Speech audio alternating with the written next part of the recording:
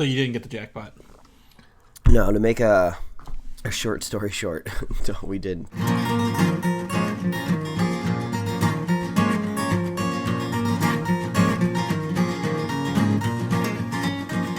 A modern podcast where Chris and Mike talk about TV, movies, superheroes, and everything in between. It's time for Superhero Slate. Hello, everyone, and welcome to Superhero Slate, the show where we run down the latest superhero entertainment news. We love TV, movies, and superheroes, so let's talk it all out. My name is Chris Dillard. And my name is Mike Royer. And this week, Marvel properties get some release dates later this year. Yeah, maybe Ghost Rider's coming to TV after all. Maybe. We're going to talk about that. Did we watch Batman v Superman Ultimate Edition? Question mark? Yes. And more. So, just on the intro there, Mike, you sound like you just rolled out of bed. Yeah, we were out late last night at the good old D&B, the Dave and Buster's, playing some arcade games. We got addicted to a couple of them. We were there longer than we should. But also we found out that like inside of Dave and Buster's, they have like the main bar for adults that they can go up to. But they also kind of have like a bar on the floor. It's basically just some dude with a cart. So we found out that dude was making the drinks super strong. And we were in like the heart of like Hollywood. Like we were literally in like touristy, super high density Hollywood, boulevard and everything. So you would expect everything around there to be really expensive. But like Dave and Buster's knows what they're doing. I think they're just like, we're going to have normally priced drinks because then people will spend all their money on the overly priced arcade games. So like this dude was just like, I went over there and I was like, oh, can I get like a whiskey ginger? So, like, he puts the glass out, he tips over the bottle of Jameson, and I'm just like, oh, I don't think he's going to stop. And he goes up until, like, just nearly the brim. And he takes out, like, his, like, little can of, like, Canada Dry, and he's just like, he's like, there you go. And I was just like, okay. And it was, like, $7, which I'm sure there's places out there, people listening, like, $7 for a drink, that's insane. But out here in LA, that's a good deal. Like, I just imagine him having kind of like one of those old Banaka like spray canisters of like Canada Dry spritzing on top of the liquor. Just a nice light coating. He was killing it with his tips. His tip jar was like loaded out to the max. He was doing a good job. He knew what he was doing. So that sounds fun. Yeah. Well, while you were out drinking in LA, I was at a dry wedding in Kentucky. We managed to find some fun in there and poke fun at some stuff, but that was definitely two opposite ends of the spectrum, I suppose. For each of us. No kidding, a dry wedding.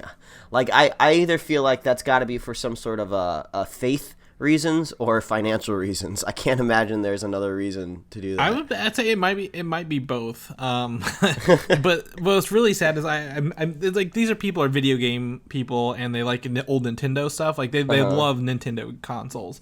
And I have a flask around here somewhere that's shaped like a Nintendo cartridge. Oh, it's the same size as a Nintendo cartridge. It says Drunk Hunt on it, and I should have been drinking out of that the whole time. So. I think they would have appreciated it, but I mean, I don't know if we usually do segues in the Riff Raff section, but I think that's a good segue to talk about your own wedding that's coming up.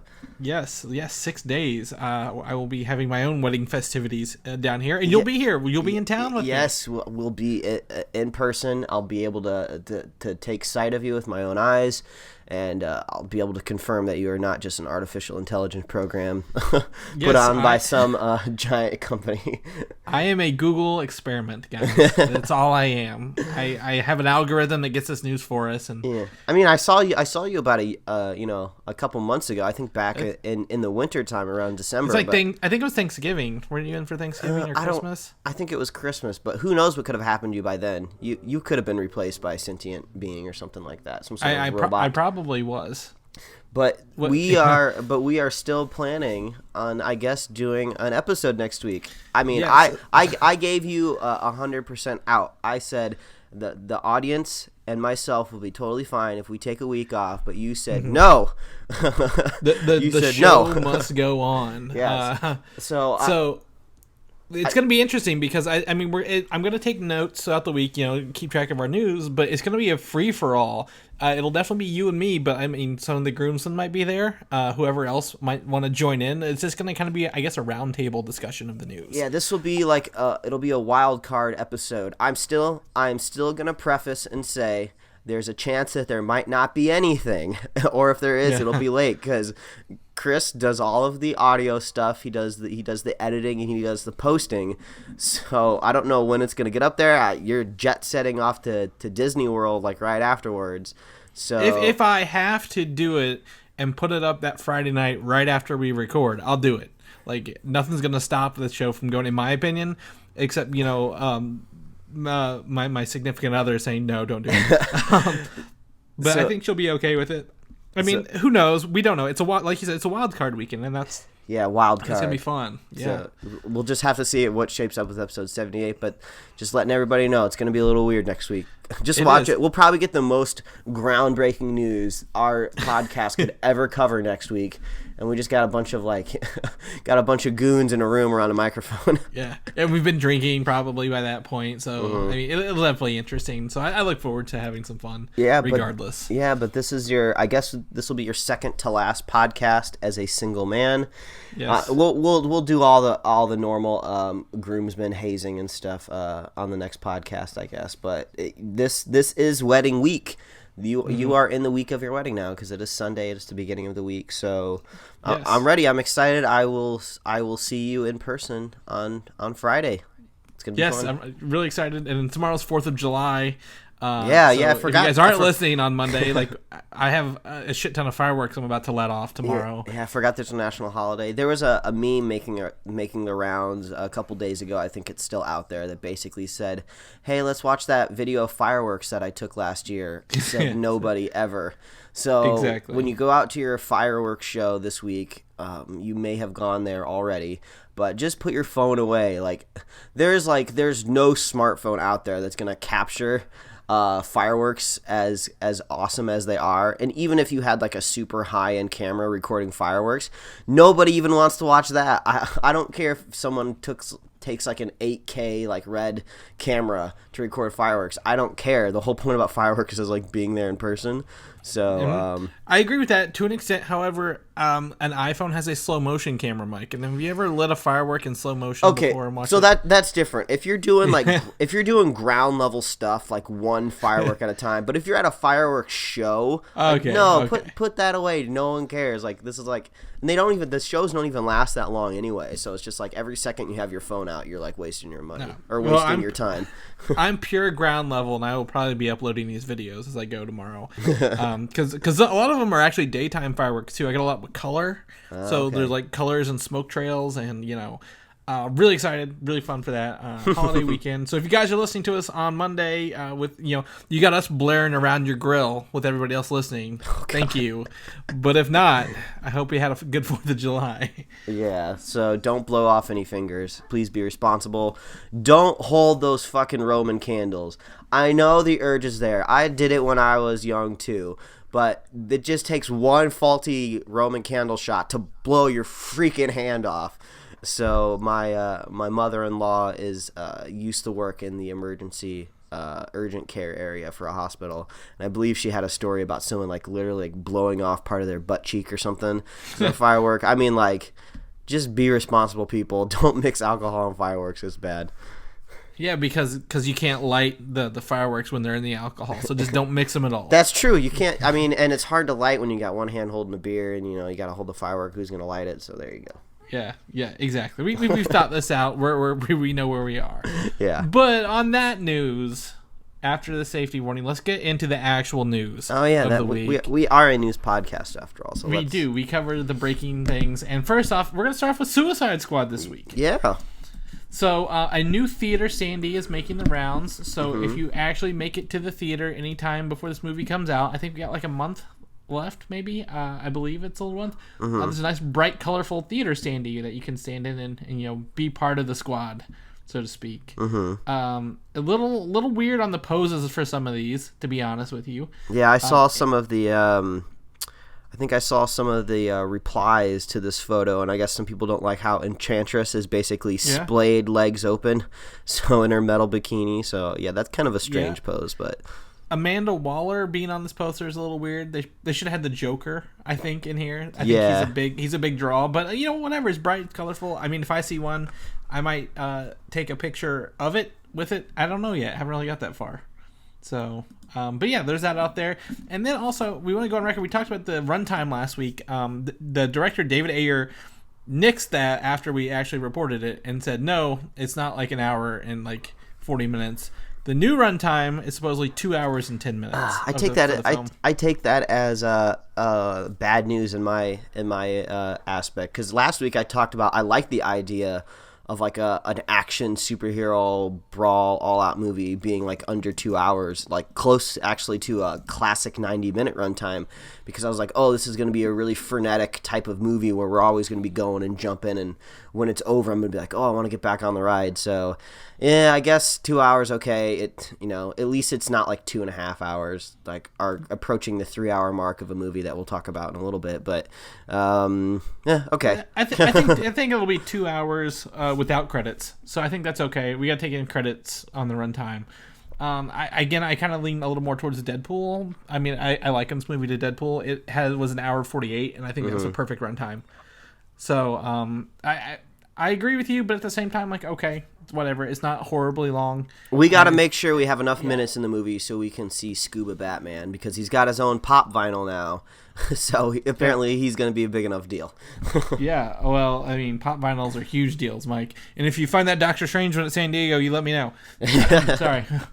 Just a reminder, weekly reminder. But that brings us, you talk about something great. Scuba Batman, regular Batman, a 3-hour movie. We watched Batman v Superman, Dawn of Justice, the Ultimate Edition this weekend. Yes, we did. I laid down $20 whole because I had no opportunity to rent the movie, and I didn't want to illegally steal it. So Warner Brothers got $20 more for me. But yeah, we're gonna do a spoiler cast, so that will be a separate audio file, if you will, to be technical, in your podcast feed. So I guess if you don't want it spoiled, we're not going to talk about it here, but we'll talk about all the additional scenes and what we thought. But initial impression wise, I think I'm just gonna repeat what everybody has been saying, that like if you didn't like the movie, this is not gonna help, but if you did like the movie, you might like it even more. So I'm kind of on the same page there. Yeah, so I mean, I watched it last night, and I think again, this is not we get a lot of shit because people think we hate DC. We don't hate DC. We hate bad movies. Mm-hmm. And what I can say from this is that I've watched it, like, depending on your view of the original film, old issues remain. Like, problems I still had before still are there, but the flow of this movie I think is a lot smoother, and the film is more I guess you can ingest it a little better as a whole. Yeah. From start to finish, it's a much more cohesive film.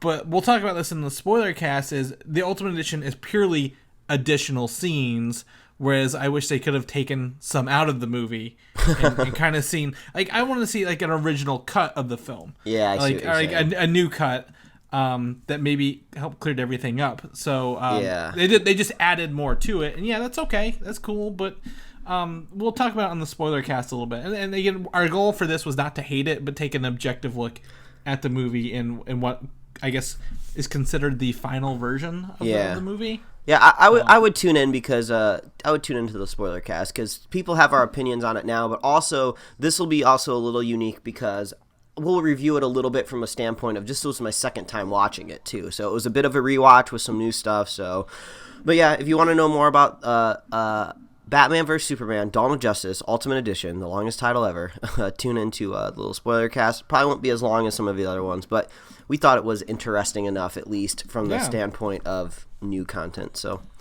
yeah, surprise spoiler cast, woo, like the best surprises, right? Right, okay, all right. Well, just Batman v Superman sets up the Justice League, which is actually our next topic here, segue. The rumor for Justice League right now is that Jared Leto is filming a cameo as a Joker in the UK this past week. Oh, okay. He flew out there to the studio, I guess, or in the area of the studio for like a 24-hour trip.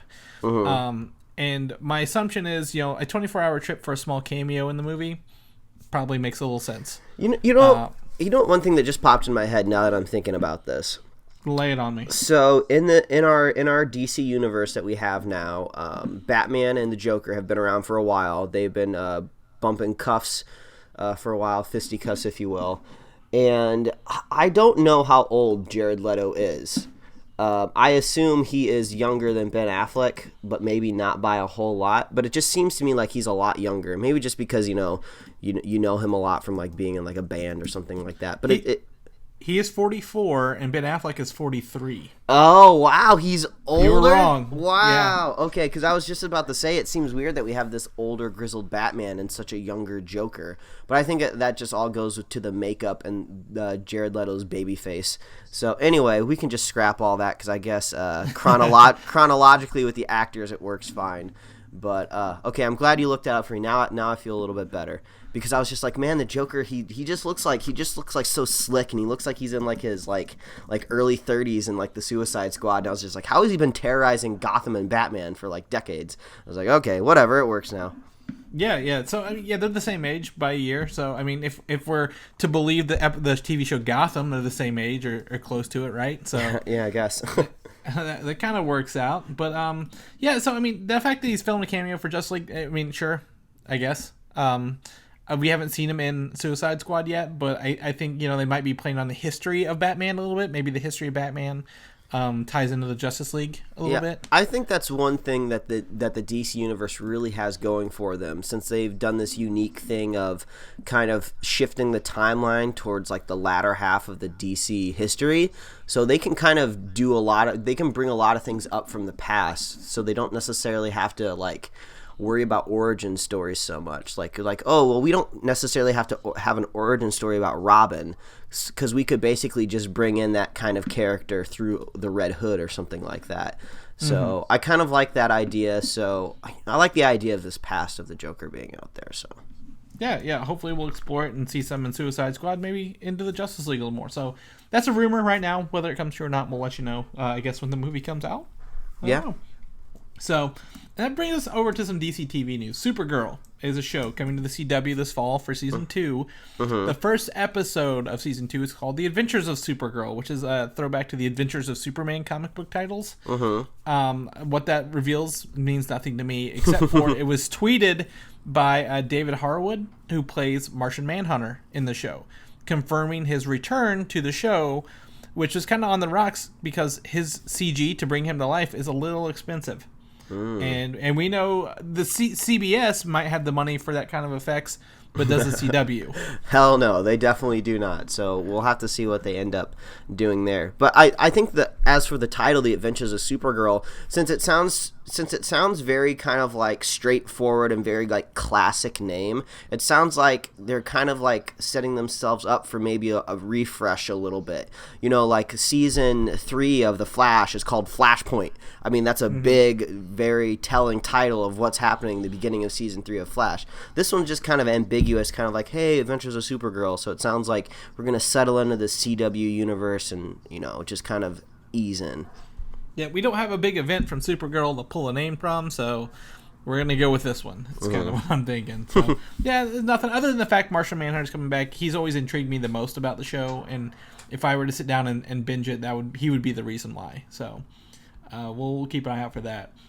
And you're right, Flash Season 3 is coming up, and we have some casting news for that. And this might be a little exciting for our Harry Potter fans out there, as Tom Felton, who played Draco Malfoy in Harry Potter, has joined the cast as a series regular for Season 3. Man, I think that's awesome, and I was really happy to see series regular, too, because that means he's really being added to this universe. And we all know he knows what he's doing. He's been in several Harry Potter movies, 8 of them, to be exact. Yeah, I don't know if maybe his movie career just didn't go exactly where he thought it would after Harry Potter. I mean, actually, now that I think about it, a lot of the kids that were in that movie haven't really gone on to do a whole lot else, like really groundbreaking and shattering. I think Tom Felton was in one of the Planet of the Apes movies. I think it was the James Franco one. So, but either way, The Flash is awesome, and that's a great choice for him to be joining that. But I think if I remember right, he's going to play another crime scene investigator.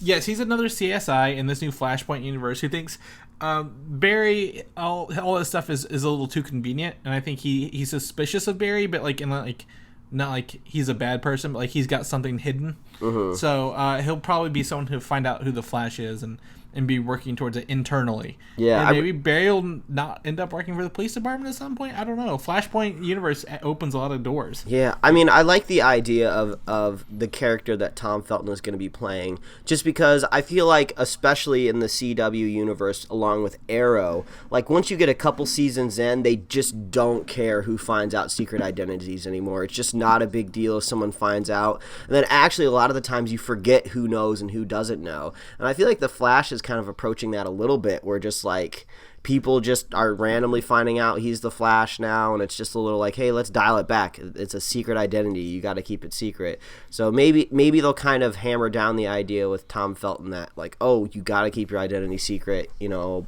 people are starting to figure it out. You got to be more careful. So yeah, I like that. Or they might not even know, because I mean, with Barry's mom being around in the second season, theoretically. Who knows who's the Flash and who's not? I don't know. Yeah. I'm really confused. I want to see more. Gosh, Flash, get here sooner. So that's cool. Speaking of Harry Potter, this is the best segue I ever found this week. Fantastic Beasts and Where to Find Them. Okay, the movie that's coming out.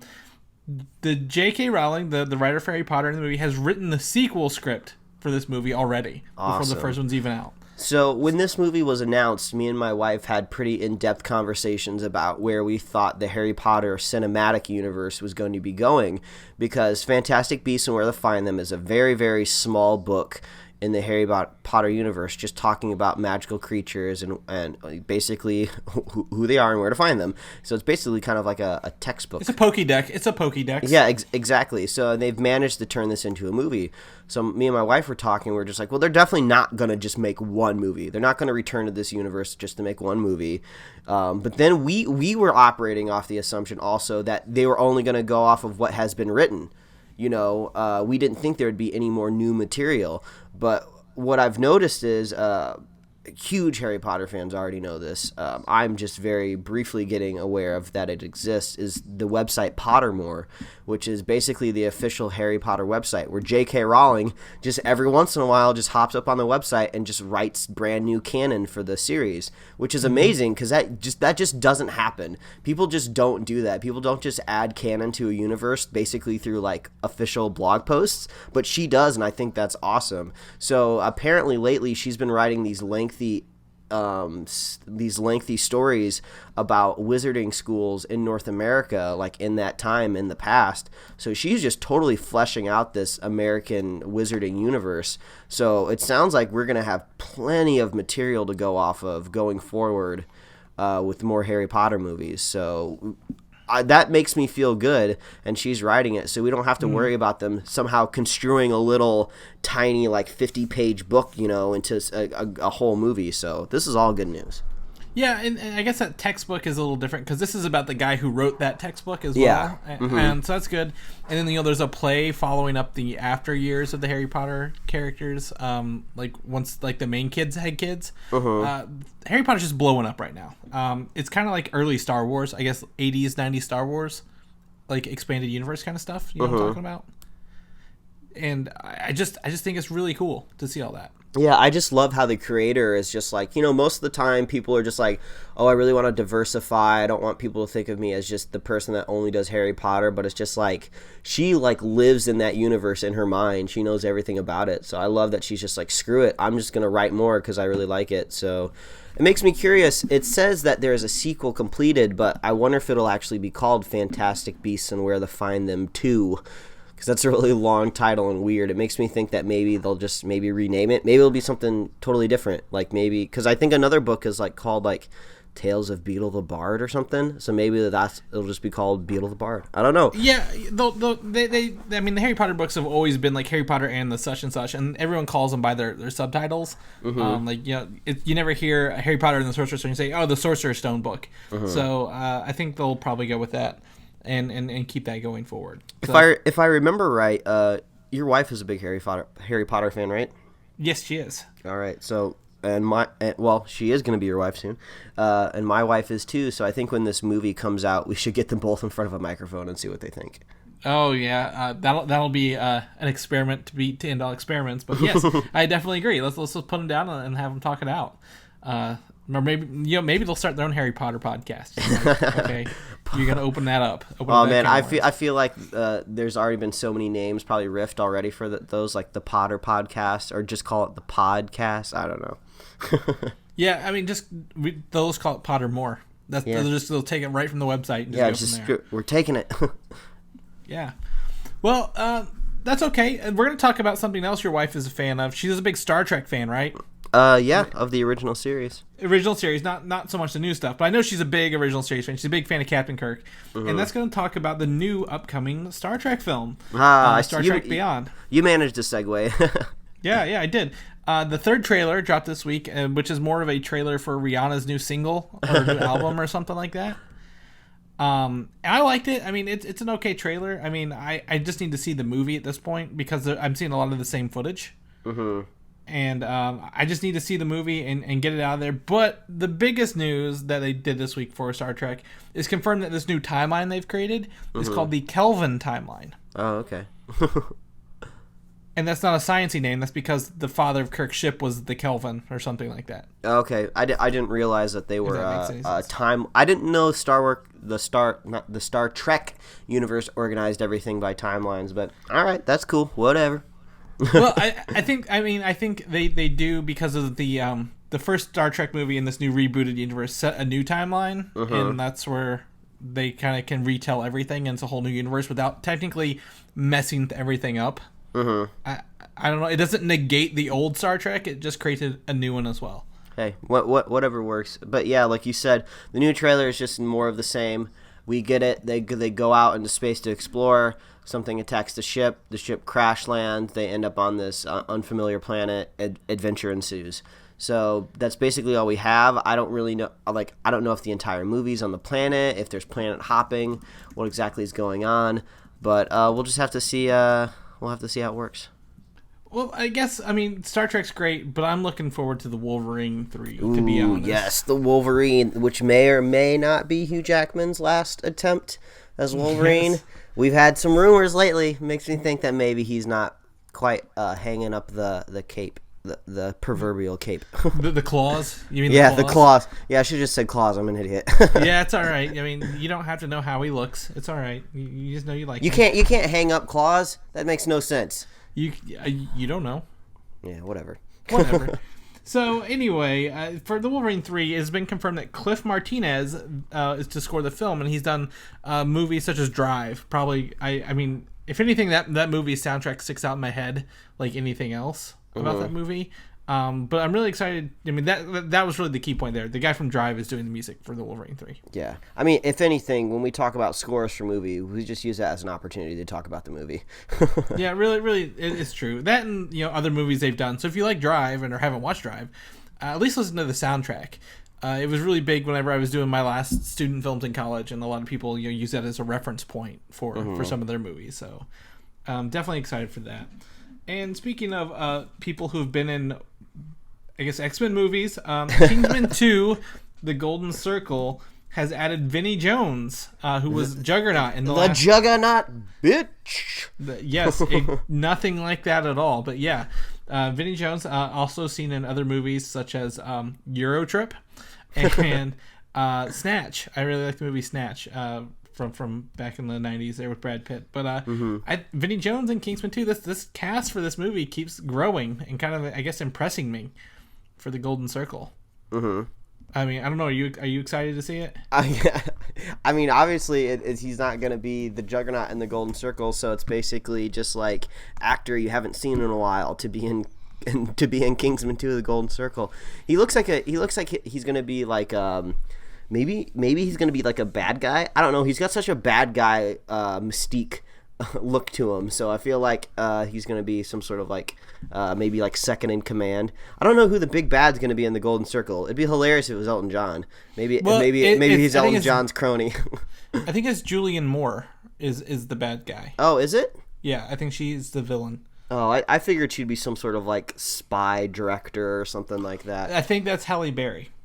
Oh, this is so confusing. There's a lot of people in this movie. A lot of them have been X-Men, to be honest here. So It's Kingsman 2, I don't know. I'm excited for it. I want to see more. I want to learn more. But, I mean, Kingsman 1 kind of went under everyone's radar during production and marketing. So, I want to keep this one on top of our notes for next time. Oh, yeah, for sure.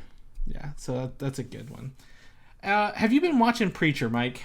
I am 2 episodes into Preacher, so I would say I have a decent idea of what it's like. I'm 4 episodes in, and the 5th one was last week, the 6th one's today. I think there's only 7 or 8 in this season. Probably. Not a lot. Yeah, they're getting close. What do you think so far? I mean, I just want to get your hook on this. I mean, I don't know a lot of people who's watched this show just yet, but I want to know, what do you think, Mike?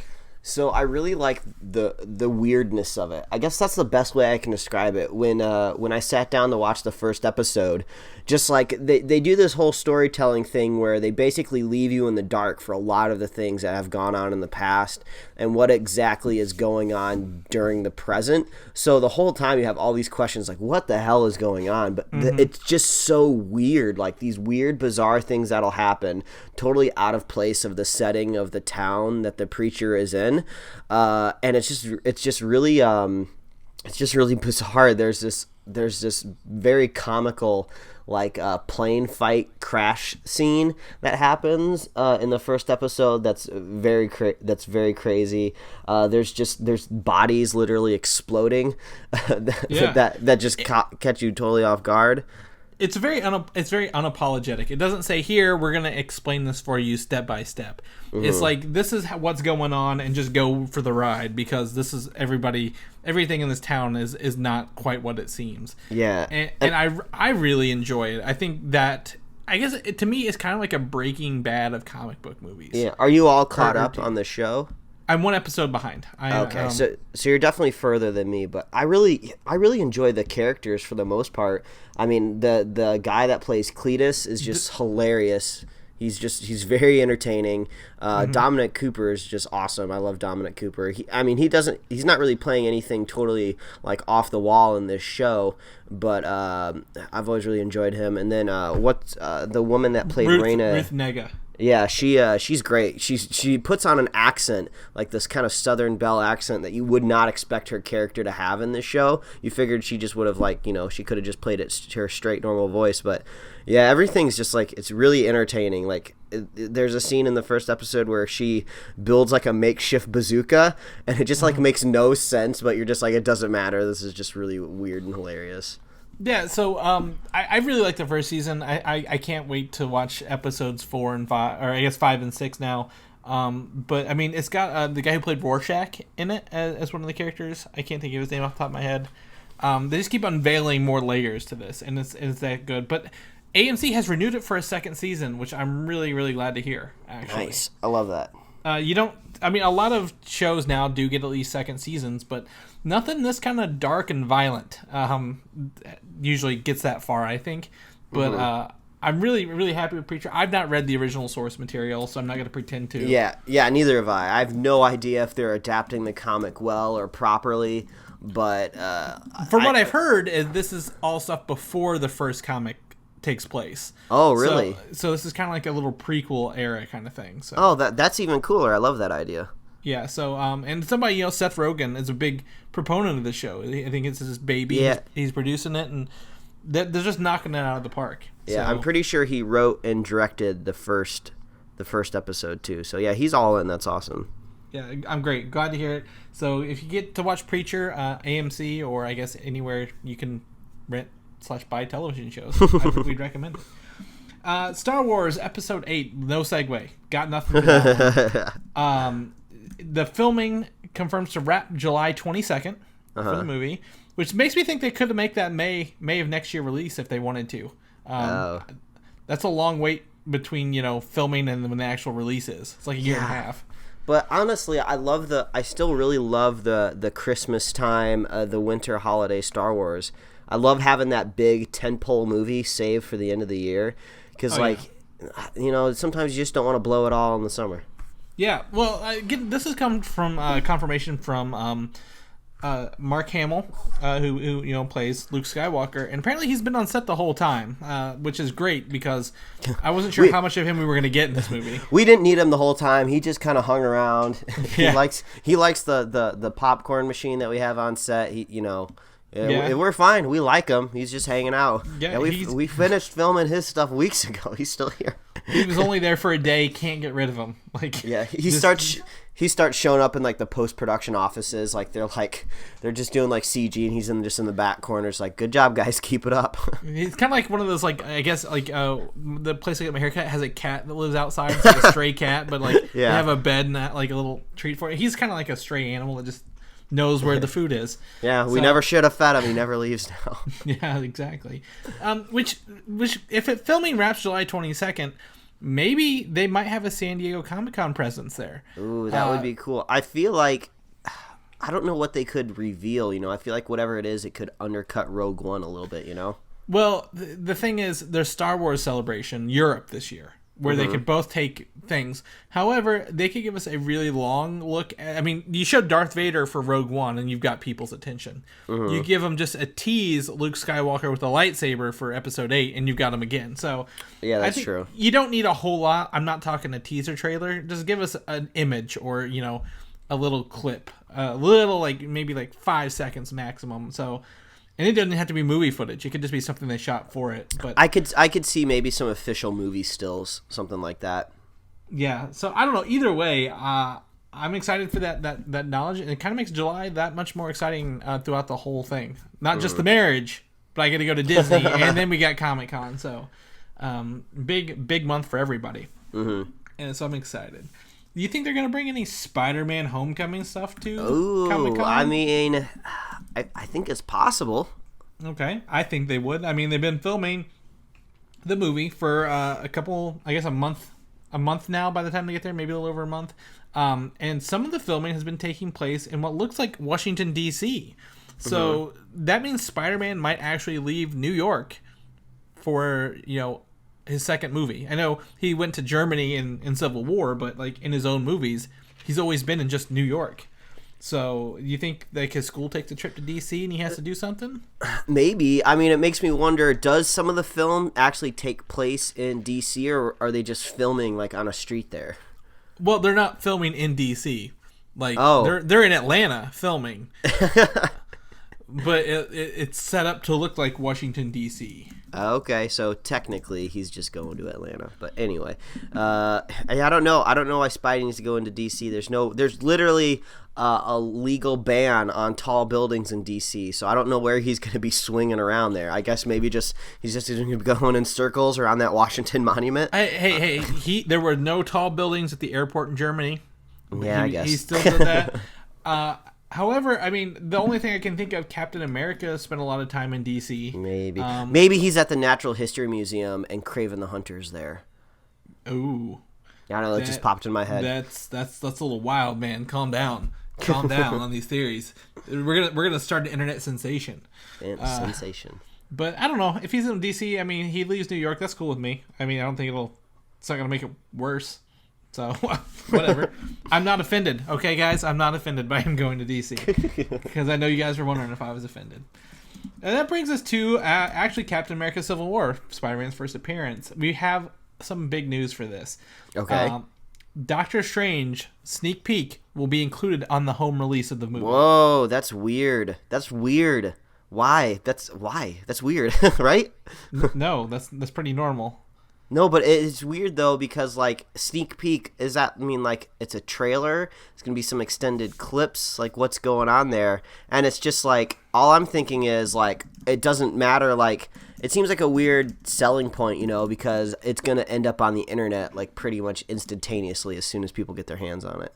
Well, so, a couple things here. Doctor Strange is a big gamble for Marvel, since nobody knows who he is. So they have to get out the word a little earlier, and a lot of people will probably buy Civil War and maybe get their first introduction there. So the description is that for this Doctor Strange clip, you go behind and beyond the scenes as Doctor Strange makes his journey to the big screen. So we might learn a little bit about him, and it's going to be a little bit of stuff. However, knowing that it comes on the home release, we also get the home release dates, which I know this is big for you because you can get your digital copy, Mike, on September 2nd. Yeah, all right. Cool. And I can get my Blu-ray combo pack on September 13th. Well, I mean, I guess it kind of sounds like this Doctor Strange sneak peek might be a little bit like, oh, we're gonna bring in like a couple people from the Marvel like universe. We're just gonna sit them down in a chair. We're gonna ask them questions about Doctor Strange. Someone's gonna like basically spew some like history of the character, throw in some shots from the trailers. I imagine we would have a new trailer by the time this drops. I have a feeling we're probably gonna get a Comic-Con trailer of Doctor Strange. So yeah, I guess that's probably what they're gonna do. That makes more sense. And there will be behind the scenes footage included with that. I mean, it's just like any of the other. This is not the first time Marvel's included a sneak peek on their stuff. So I believe Guardians has an Age of Ultron, or maybe Winter Soldier has an Age of Ultron sneak peek that does the same thing. Things seem less weird now. It just, at first it sounded like they were going to premiere a Doctor Strange trailer on a DVD special feature. And I was like, that seems weird, but this makes more sense. Yeah, totally. And then lastly, the cover art for the DVD Blu-ray comic pack has released, and it's half red, half blue, and it's got the teams facing off, but there's a very notable exclusion from the cover. Still no Spider-Man. Still no Spider-Man on the cover. I don't know if... It's like, trust me, everybody knows Spider-Man's in this movie. You're not saving anybody from spoilers. Just pop them in there. Yeah, well, I mean, what's really, like, sad to say, his name's not even on the top of the movie. Like, I don't know what the marketing deal might be with Sony or something like that, but, like, they are just not pushing Spider-Man on this when they should be pushing Spider-Man on this. Honestly, DVD. Not that you bring it up, like, marketing deal-wise, that makes total sense. Because, honestly, I just would have imagined them putting Spider-Man, just his face on there, and that's it. Because, like, even though it's not indicative of the movie, it would sell copies just because, you know, Spider-Man's there. So, I think it's got to be there for some sort of Sony reason. Ant-Man is there, but Paul Rudd's not on the top either. Maybe you have to have a certain amount of screen time before you get a credit. Yeah, maybe. Because Paul Rudd had less screen time than Spider-Man. So maybe that's what it is. But I don't know. Either way, Spider-Man's not on there. Paul Rudd's name's not on there. Two big draws that they should really be using. But I don't know. I'm going to buy it. They sold it to me. Oh, well. So we'll be picking that up in November and talking about that. And that brings us to another kind of Marvel news, I guess, here. I don't know how to talk about it. Agents of S.H.I.E.L.D. Season 4. We talked about this, I think it was last week. The chain train. It's really hard to say. The casting calls for Season 4 has gone out. And one is for a very attractive robot, which we presume is Ada, the robot that we were teased at the end of Season 3. So do actors out there trying to get roles, do they just like look at themselves in the mirror and be like, yeah, I think I could play a robot. I look pretty mechanical. I should go in for this casting call. For a robot, I'm pretty attractive. Yeah. That's. I mean, I'm sure there are agents, they're typing in these keywords on all their resumes and stuff. So there's that, but also an interesting note is there's a pair of Latino brothers, one of whom is always the most dangerous person in the room, and the other is paralyzed in a wheelchair. Now, at just first glance, that doesn't mean anything at all until you start thinking about Marvel Comics, and that, we've talked about these flaming chains. There are a pair of Latino brothers in the Marvel Comics, one of whom is a street mechanic / racer, and the other is paralyzed in a wheelchair. And the mechanic is Ghost Rider, is the all-new Ghost Rider in the comic books. Yeah. So I didn't know a whole lot about the all-new Ghost Rider until, I think last year, where I went to a Comic-Con panel of the guy who basically drew the new Ghost Rider. He kind of designed the new character design and everything. So that kind of put the new Ghost Rider on my radar. And then when you popped this up in the show notes, I was just like, oh, that's awesome. I actually never thought about... if they bring Ghost Rider in, they could bring in the new Ghost Rider, and that's actually really amazing. So this is almost like too many coincidences not to think that we're going to get Ghost Rider. We get the obvious chain iconography, which even if that was supposed to be for that Australian character in last season, they had to have known that people would think Ghost Rider when they plaster only chains all over the place. And then this casting call goes out. But the only thing that makes me a little wary is this a brand new casting call? Did they really put all this chain and Ghost Rider secret stuff out there, and they haven't even cast the freaking guy yet? Well, yes, and I think so because, again, they haven't cast Ada, and Ada was teased in the very last season episode. So I don't know what their production schedule is. I think it premieres in... late September, October era. So they have all of July and August to film. Again, it's not like a movie where they film them all and then release them. So I don't know what it is, but this casting call was recent as far as I know. I know. Yeah, it's just really strange. It seems just really late into the day or late into the cycle. I guess if we're going to be seeing maybe the Ghost Rider duo, maybe they'll pop up later in the show. But still, I like the idea of bringing in a supernatural element to Agents of S.H.I.E.L.D. Mm-hmm. You know, I think it works out. I think it's going to work out well for them, especially at that 10 p.m. time slot. I do, and this is like a new phase of Marvel being supernatural. I mean, the Netflix shows are doing it with the ninjas that live forever. Doctor Strange, Agents of S.H.I.E.L.D. It's a new era of Marvel, like what they want to tell, and I don't know. I'm really excited to see what turns off, and I really think the all-new Ghost Rider would be a great way to do it, and not a way anyone would expect, with still like leaving the original Ghost Rider on the table to do whatever they want with later. Mm-hmm. So, really excited. So, if people want to look that up, do it. Feel free. Also, speaking of Marvel TV, Marvel's Luke Cage, confirmation that Netflix is taking the show and Mike Coulter, the actor Luke Cage, to San Diego Comic-Con. Yes. So I don't know if I don't think we talked about this last week. We've talked about so much via text message this week, Mike. I can't keep track of where I am. But Netflix taking the show and Mike Coulter to San Diego Comic-Con, that's really cool. And what we might see at Comic-Con, I don't know here, is that there's confirmation that Daredevil Season 1 is getting a Blu-ray release later this year. Oh, for the that's first cool. time. Are you happy that you can finally add it to your shelf? Yes and no. It's cool that I can get it, but at the same time, I'm like, well, it's not going to really expire from Netflix. They own it. As long as I have Netflix, I have Daredevil, right? So I guess that's true. The cover art has been released. I've included an image and notes. However, that is a UK cover art because of the rating systems in the bottom left. Mm-hmm. And the cover art is subject to change. But also, this is 18 months later? Like, it's a long time to wait for this to come out. So I don't know if I really want to get it or if it's even worth it in the long run. Yeah, I think they should at least whip up a new creative, like get some sort of like original art in there for the Daredevil background at least. You know, you have this old, basically an old property by today's standards. They should refresh it with some cool art. Yeah, especially because they have season 2 now.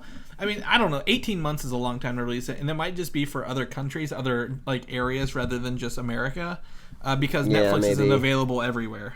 That's true. That could be a possibility. So I totally get why they're doing it, but it's just so late, and I don't need it, but I'll probably get it. I know who I am. I know what I am, and it'll go great up there with my other shows. So, are you excited for the Han Solo film yet? I'm tentative. I'm tentative on it now. He's a very iconic character to recast, but we'll just have to see how it goes.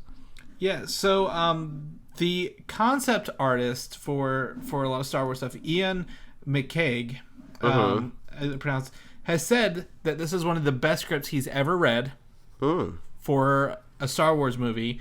And that I kind of believe him a little bit because this has been written by Lawrence Kasdan, who wrote Empire Strikes Back, and Phil Lord and Chris Miller, who Lego Movie, Spider-Man movie coming up, the anime. He's all over the place, and also Lawrence Kasdan's son Joe Kasdan.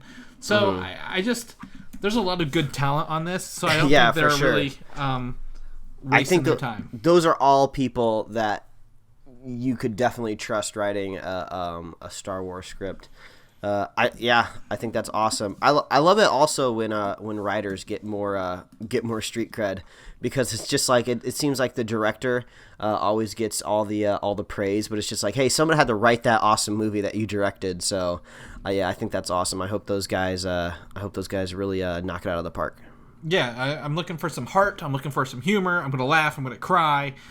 We're gonna, make the Kessel run in less than 12 parsecs. That's all. Yeah. I can say. Oh! What if we saw that happen in the movie? What if we actually got to see that happen? That's the whole movie, is the Kessel run, and he does it in less than 12 parsecs. And we finally learn what that means. Oh man, I just got so excited. And what if they bury the lead through the whole movie? Like at the very end of the movie, there's some sort of space chase going on, and then as it's transpiring, you start to get the hints of someone drops the word like Kessel Run or something, you're like, holy shit, we're watching the Kessel Run right now. Oh man, this is Fast and Furious Star Wars edition, because it sounds like it's going to be a movie about family, okay? And that's what those movies are about. They're about family, not fast ships making Kessel Runs. So maybe we get to find out what the hell a Kessel Run is. And how you finish it quickly in distances and not time, which is, I don't know. I get that. You can take a shortcut, okay? I've played my fair share of Rush racing games on Nintendo 64. So, oh well. Speaking of space battles, nope, totally not. Horrible segue time.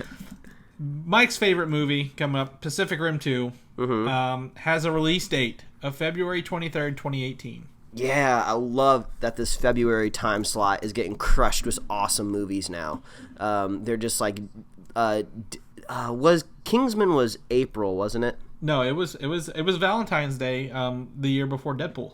Oh, okay. So, because I always try to give Kingsman the credit it deserves when it comes to bringing back those awesome rated R movies, but I always forget what month it came out. But yeah, Kingsman, Deadpool, Pacific Rim. I love that February has just become like a new month for awesome movies, so we don't have to wait for summer or like December or November to get our awesome movies.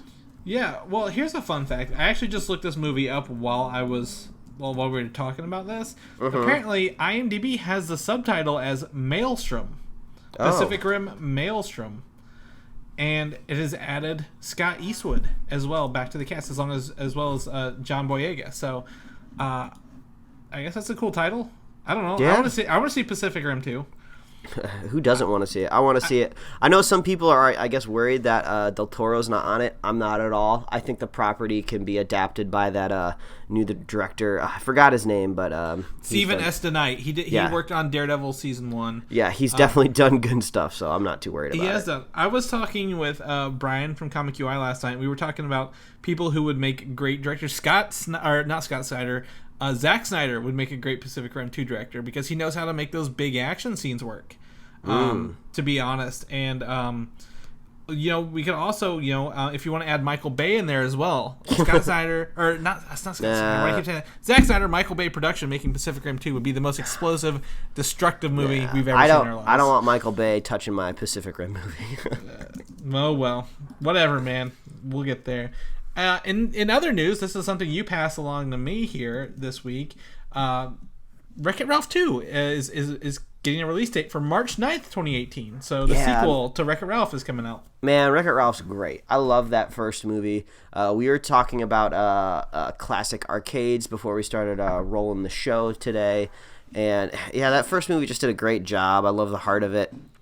John C. Reilly made a great Ralph. And I guess the news coming out for Wreck-It Ralph 2 is that they're going to be taking the characters to the internet. I don't know if they're necessarily just going to be in like Facebook the whole movie or a term of it, but I think they're doing like more like online gaming, probably just upgrading the types of games that they played in the last movie to more modern stuff. I mean, they kind of did that a little bit with that first-person shooter game, but I like this idea. This is really smart. And it made me feel a lot better that Wreck-It Ralph was doing this because I offhandedly mentioned to my wife the other week, an idea just popped in my head. I was just like, you know what? They've made a Lego movie and they're making a Tetris movie. I feel like somebody out there is shopping around the idea of an emoji movie. And then I was like, I bet Hollywood's dumb enough to do that. And then just by happenstance, I just Googled if there was an emoji movie the other week. And yep, they're making one. And the plot is all about emojis that leave their emoji world and venture out into the app ecosystem on a phone. And I was just like, oh, God, that sounds so awful. But then I think about, Wreck-It Ralph is probably going to do it way better because they're doing the internet. And I just hope Wreck-It Ralph smashes the emoji movie whenever that comes out, which could be in 2018. It's 2017, August 2017. I didn't want to break the news to you. It's one of those news, like, I like to hide news from Mike, and this is one of those things I wanted to hide from him. You were helping me. You're saving my sanity. Yeah. However, when he does find out, I can't be there to stop him. The only way they can make an emoji movie good is if they just totally rail on the emojis the whole movie. Just basically every character that comes across an emoji is just like, wow, these are so stupid. This is the dumbest thing ever. So I would like that. Maybe the embodiment of like, I don't know, the Google Drive app, like just walks up to an emoji and just be like, you're stupid. I don't know. Like that, I might find that entertaining. Little fun fact, I was digging through our website coding as Mike has disabled emojis on our That's right. website. That's right. I don't know what WordPress was thinking of making that shit standard, because that slows down the site because you have to load in that whole library. Yeah, I disabled that. I did see that in the coding this week, and I'm like, I know where Mike stands on the emoji movie now. So well, the problem is just like everything out there, they have just been overused to death. Like just like hashtags. I'm gonna go on a rant for a second here. So I'll start with the hashtag first. The hashtag was only invented to be a searchable term. You're supposed to be tagging things with key phrases. I like how you're adding to the show notes right now. I am. So that's what they were, and then they evolved into something kind of unique of like almost like joke punchlines. Like people could write out a tweet or something. Oh my god! I taught a social media class at work this week about hashtags, and no one got it. Like, this is a search term. This is not a fun thing to do. Like, yeah. But continue. Like, sorry. Like, so sometimes people could really nail the hashtag with a good joke, a good line. But then people got on Instagram, and then everything got worse because there's no character limit on Instagram. So people just tag the crap out of it, of things that like somebody hashtagged just like a random term that just tangentially related to their photo. And I just want to go up to them and shake them mercifully and just say, do you think anybody is ever going to search this hashtag of like, I don't know, like wall socket? I don't know. It's just these random things. It's just like, what are you doing? But anyway, that just goes into the whole aspect of just overusage. People have just like overused emojis to death. There's like 30 emojis. Like I have to decipher all of these cryptic hieroglyphics to determine what your emotion is on this subject. I don't know, just stick to one or two.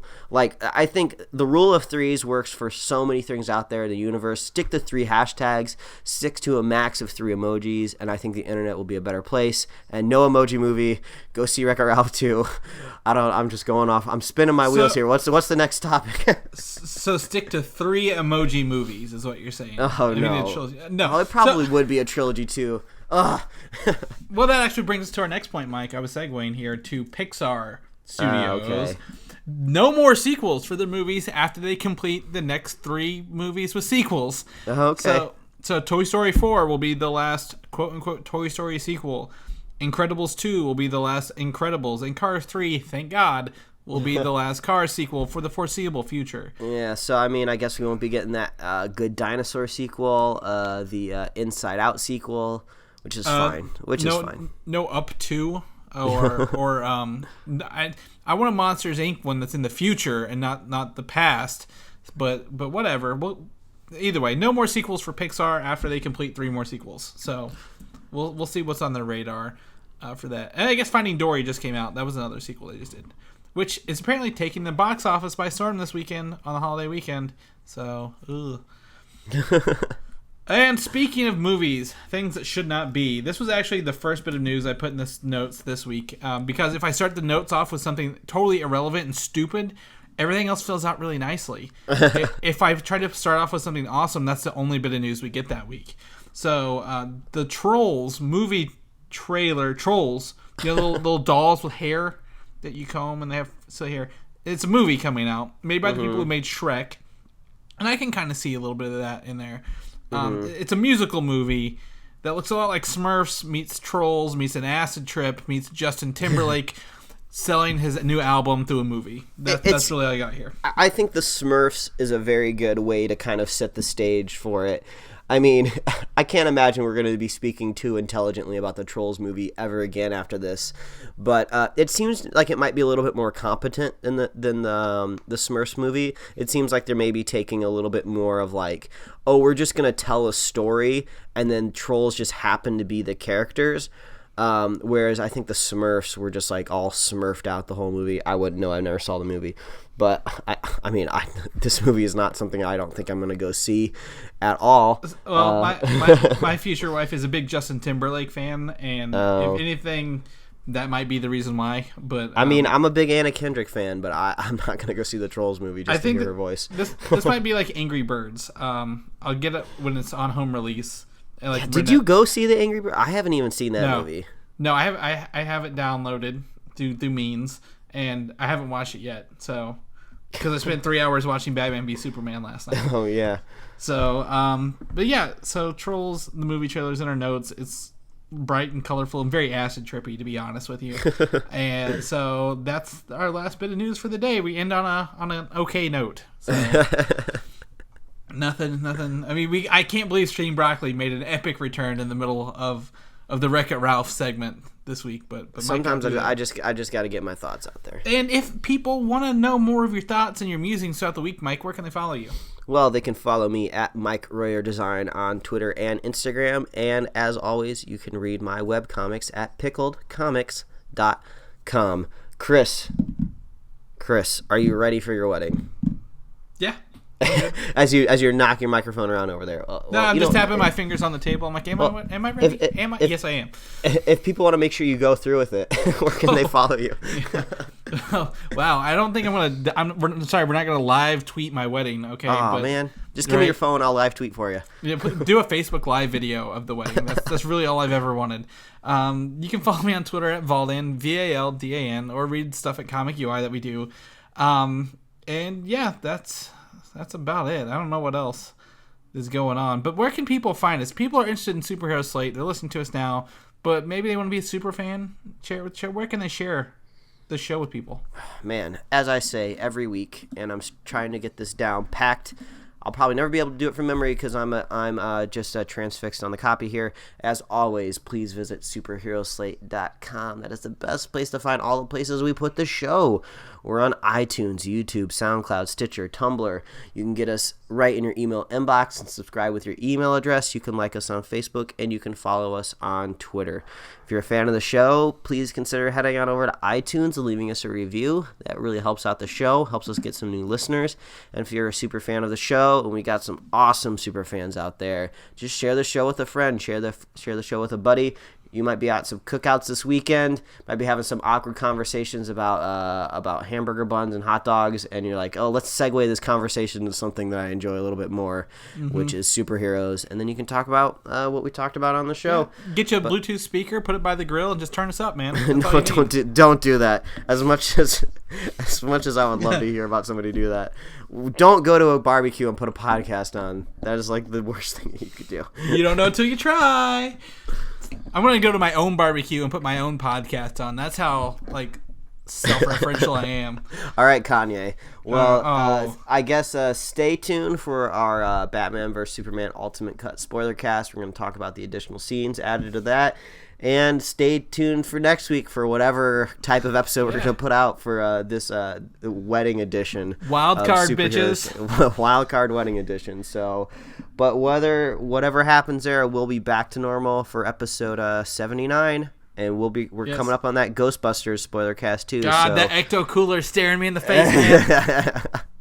All right, everybody. Well, we'll see you on the next one. Yep. Bye. Bye. Thanks for listening, and don't forget to subscribe. What did I say? I don't remember. I put a time code in. Something about balls, probably.